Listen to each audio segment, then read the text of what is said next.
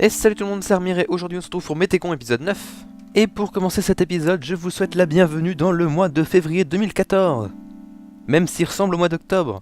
En effet, je vous ai dit la semaine dernière que peut-être il y aurait une petite chance qu'il puisse neiger, mais la nature a décidé de nous foutre cette chance dans le cul et de nous échanger de la pluie en retour.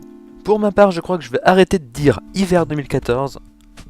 En effet, vous l'avez vu où, l'hiver? Par exemple, prenez la station de Météo France la plus proche de chez moi, celle de Tours.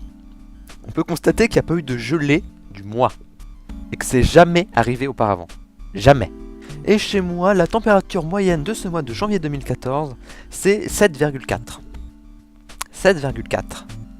La troisième année la plus chaude de tous les relevés. De tous les relevés. Bref, passons aux prévisions de la semaine prochaine qui seront placées sous le signe de la pluie. De la pluie. Voici la carte de l'accumulation de toute la pluie qui tombera dans la semaine. C'est pas beau à voir. Voilà. Et c'est pas fini, les côtes françaises vont manger cher dans leur gueule. Voici la carte du vent pour le 5 février. Et on peut voir que même à l'intérieur des terres, le vent est assez fort. De toute façon, les côtes, on s'en fout, ils ont l'habitude. Mais il faudra faire attention quand même. Mais c'est pas fini. C'est la carte du vent pour le 7 février, c'est-à-dire le surlendemain. Et on peut voir qu'il y a encore du vent à l'intérieur des terres.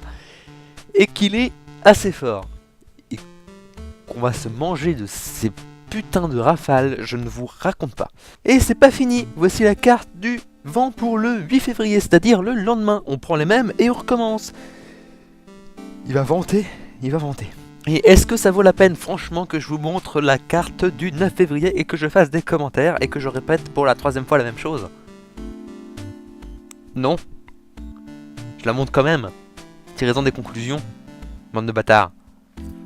Enfin bref, du vent, de la pluie, ça va sentir la crue, les alertes oranges, les alertes rouges, les infos, les médias, les inondations, les images du jour, la catastrophe, les gens qui se plaignent, les gens qui vont dire « Oh mais on nous a pas prévenus !» Allez vous faire foutre. Bref, passons aux images de la semaine, c'est une image du 29 janvier 2014 et elle se déroule pas du tout en France, mais elle se déroule dans les îles Salomon. Enfin, en plein milieu de la mer. Enfin, dans ce coin-là, quoi. Et si vous savez pas où c'est, je vous invite à Google. Parce que moi, je vous montrerai pas parce que c'est pas mon rôle, en fait. Bref, c'est une image tirée de la NASA. C'est une éruption sous-marine du volcan, je sais plus comment il s'appelle. Et la NASA nous a photographié ça sous forme d'image satellite. Et c'est putain de classe. C'est classe. Demain c'est le 2 février, nous célébrons la présentation du Seigneur et les théophanes, mais tout le monde s'en fout puisque demain c'est aussi la Chandeleur et qu'on va se bourrer l'estomac de crêpes. Demain c'est aussi la journée mondiale des zones humides. Ne déformez pas mes propos, c'est réellement la journée mondiale des zones humides. Mercredi c'est aussi la journée mondiale du Nutella, donc allez-y, goinfrez-vous espèce de gros porc. En attendant, moi je vous retrouve la semaine prochaine si vous vous êtes pas envolé. Si vous vous êtes pas envolé.